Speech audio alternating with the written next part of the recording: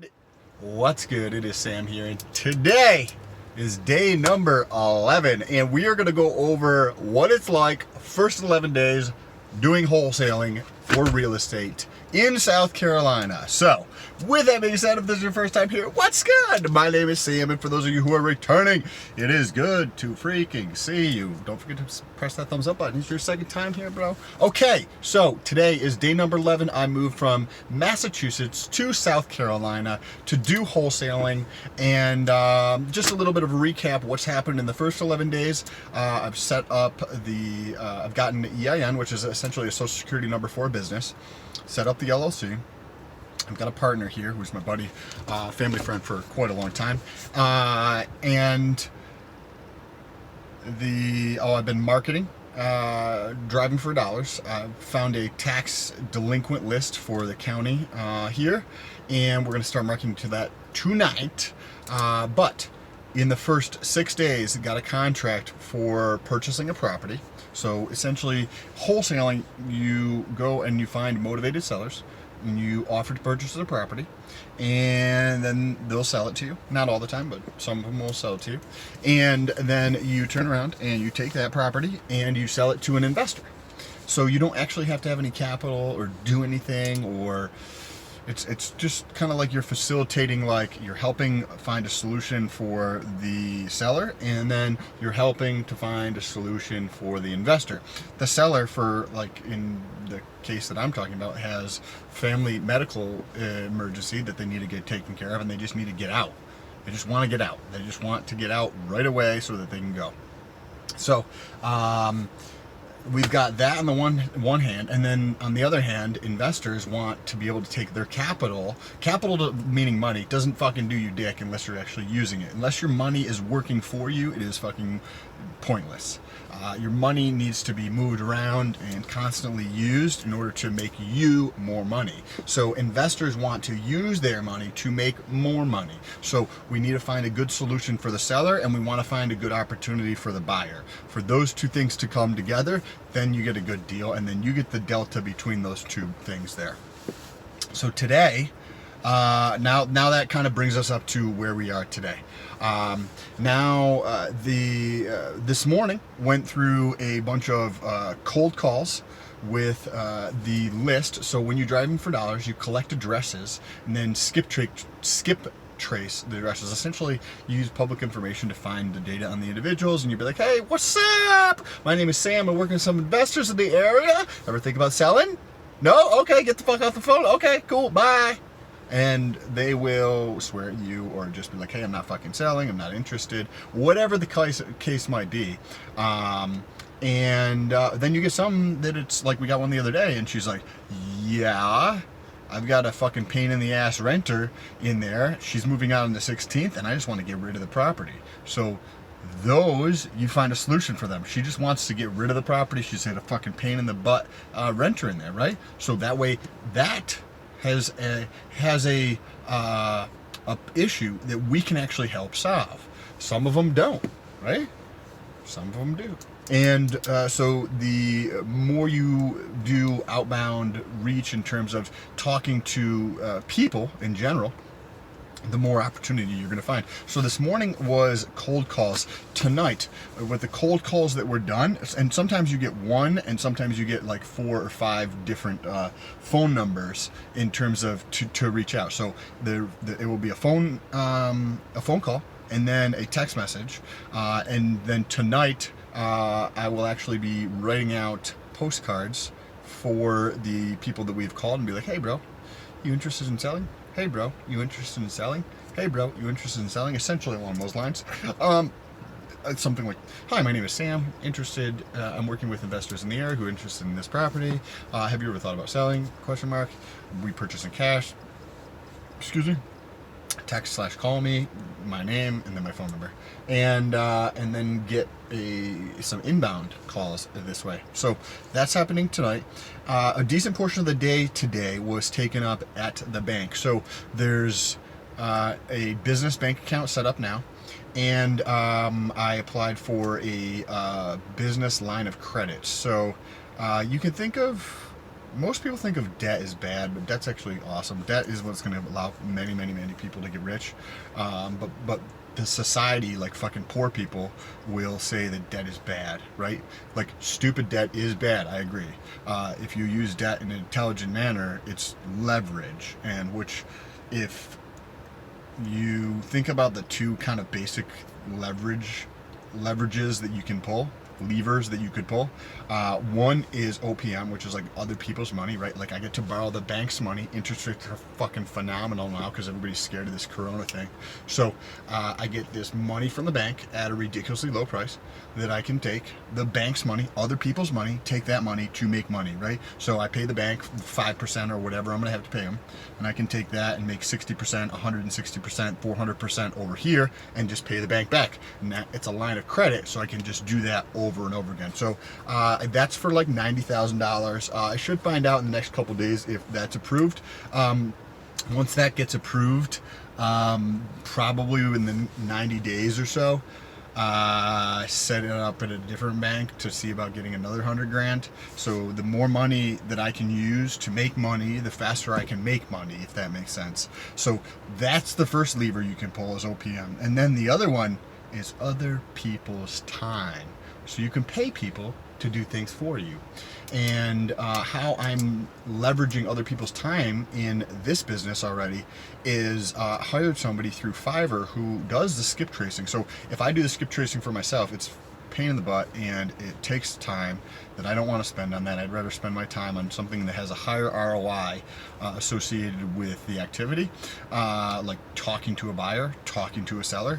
Two very high value activities that I could be doing versus fucking skip tracing. So pay somebody. This other person is in Pakistan. I think it's Pakistan. Yeah, Pakistan. And it is ridiculously cheap, right? It's like $1 or something an hour or something, like stupid. And there's a couple different things about outsourcing.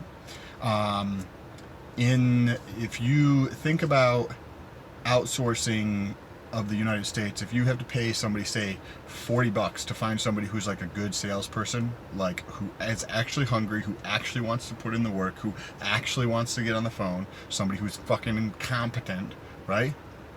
You pay them $40 versus like you can go to another country, pay them $10 an hour, and they're gonna be fucking better than this dude here in the U.S. or gal, whatever it is, who's in the U.S.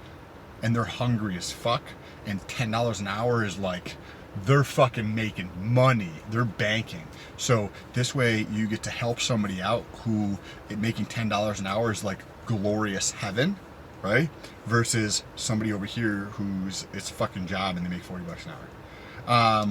Or whatever that number is, right? If it's something for $15 an hour you're paying somebody to do, and you can hire a VA in a different country to do, and you can hire like the best VA in another country to do it, and they're gonna do it cheaper, probably more effectively, and actually be, there's like a different work ethic that I see a lot of the times with people from,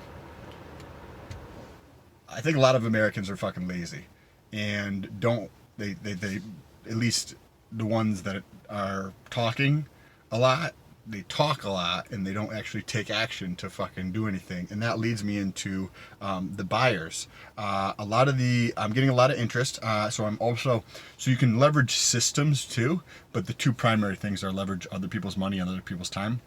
So I'm leveraging a system called Facebook. Facebook has all the data, so why not just give Facebook some money so that they can take my shit and put it in front of more people? So I pay Facebook about $2 a day to get in front of like about 1,000 additional people. So I'm getting buyers coming in every single day who have some type of interest in the property. But first, a lot of buyers, just like in anything, they're not ready to pull the trigger. So I'm just being way more direct. Like, you got your fucking shit together, and are you ready to move forward? Like, if you're not ready to move forward and you don't have money ready, like, cool, like we can do business in the future. Like, I'm happy to stay in touch. Like, let me know if I can help you with anything. But if you're not ready to move forward right now and you don't have fucking money right now, like, don't waste my time. Like, we'll be friends, whatever the fuck you want to do, business in the future. I'm cool. I'm super happy to do business with you in the future when you're actually ready to do fucking business. But if you're not ready to do business, like, what do you want me to fucking say? And so I'm super direct with the fucking buyers. Like, get your fucking shit together. If you're ready to move forward, I'll like fucking be happy. Like, I want you to make money, because whoever's going to buy this note, I want them to make money because I want to do business with them in the future. I want that relationship in the future, right? So I want this to be a win-win for everybody. I want everybody to be successful in this.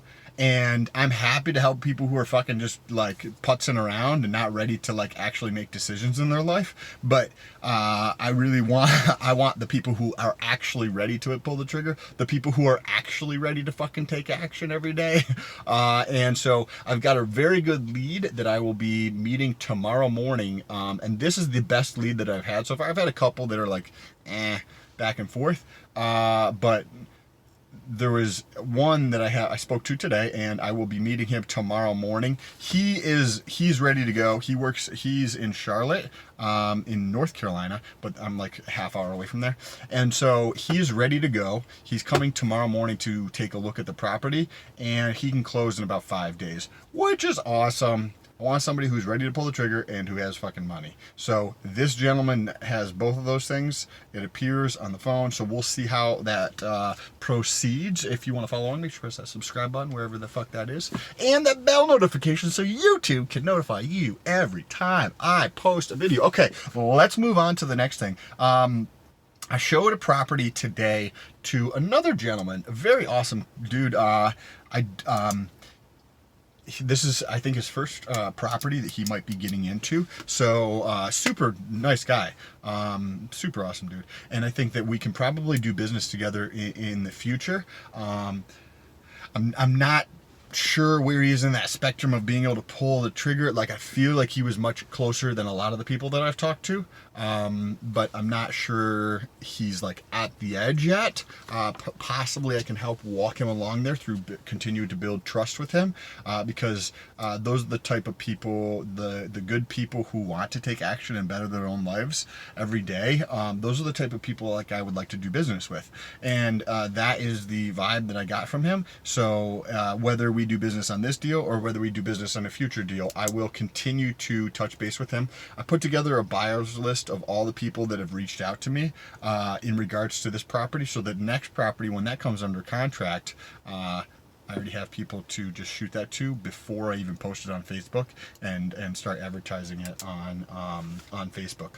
So that lead today went very well. Also, the other interesting thing is, with each new interaction, the more interactions that I can have, the more deals that I can do, the faster that I'll be able to learn. So I'm trying to accelerate the learning process by doing as many deals as I can, as quickly as I can.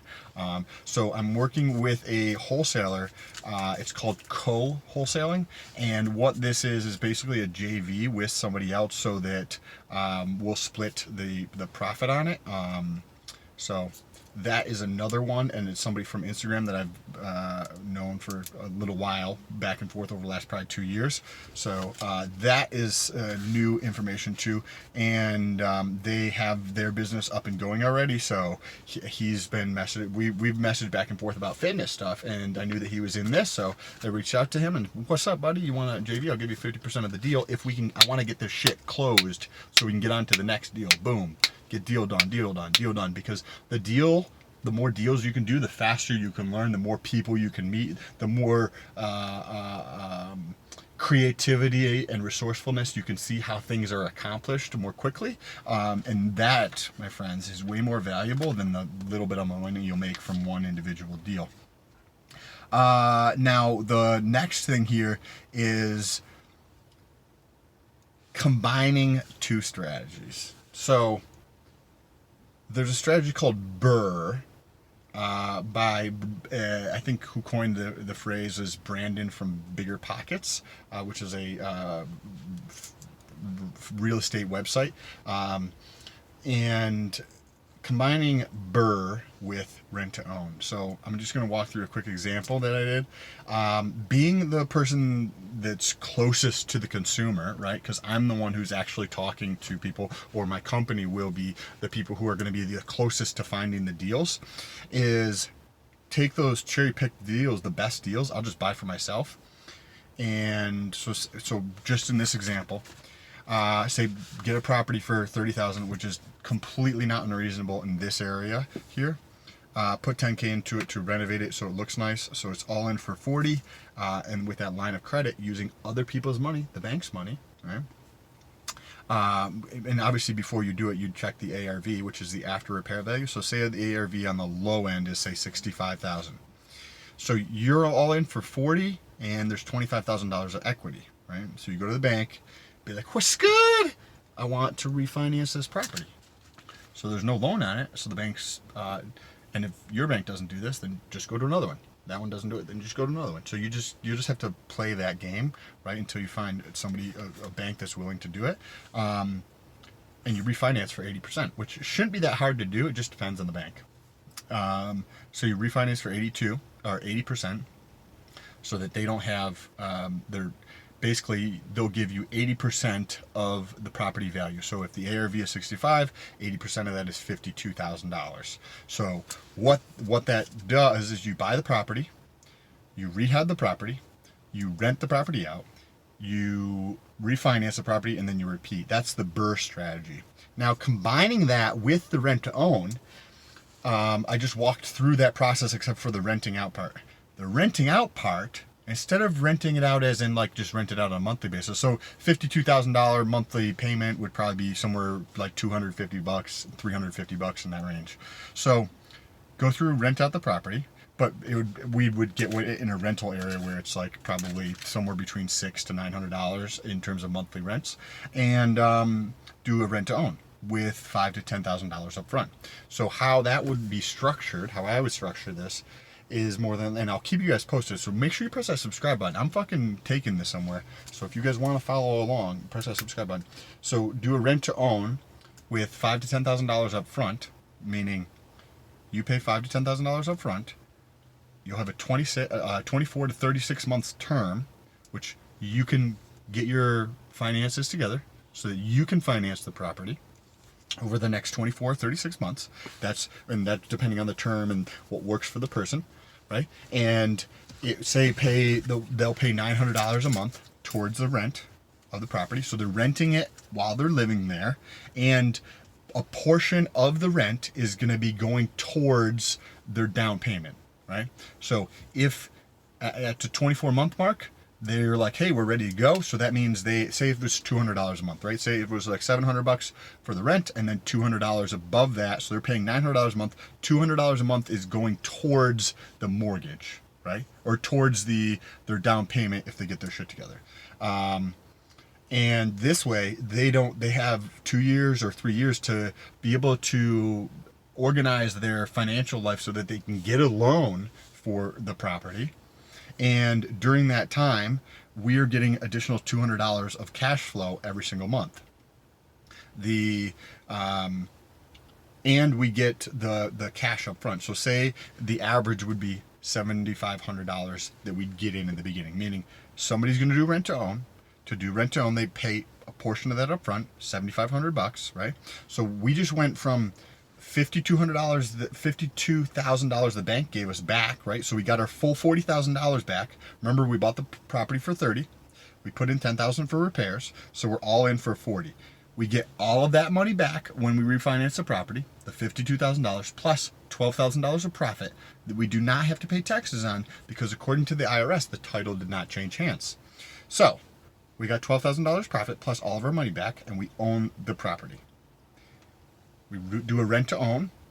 Rent to own pays us $7,500. So we just go from a $12,000 profit to purchase a fucking property, and then you add $7,500 more to that. So now you get up to almost 20 grand. So you get $20,000 to purchase a property that is worth $65,000. And now this person has the opportunity to buy a property that they wouldn't otherwise be able to. and it is what it is. So I am going to work on seeing about putting together a deal in that structure, because I think that structure would be a ton of fun to put together something like that. Let me know what your thoughts are down below in the comment section. If you guys want to see more daily updates, jump over to Instagram. There's a link in the description, or TikTok. I put a lot of content out on the daily. Some of the actual sales calls we're doing, I'll do those on TikTok, because in South Carolina it's actually legal to record the conversation as long as one party of the call is aware of the recording. That's a fucking strange law. So if I'm recording the call myself, I don't have to tell anybody. It's fucking weird. The laws down here are strange. Anyways, I appreciate you guys. Don't forget to press that thumbs up button, and stay tuned for future content.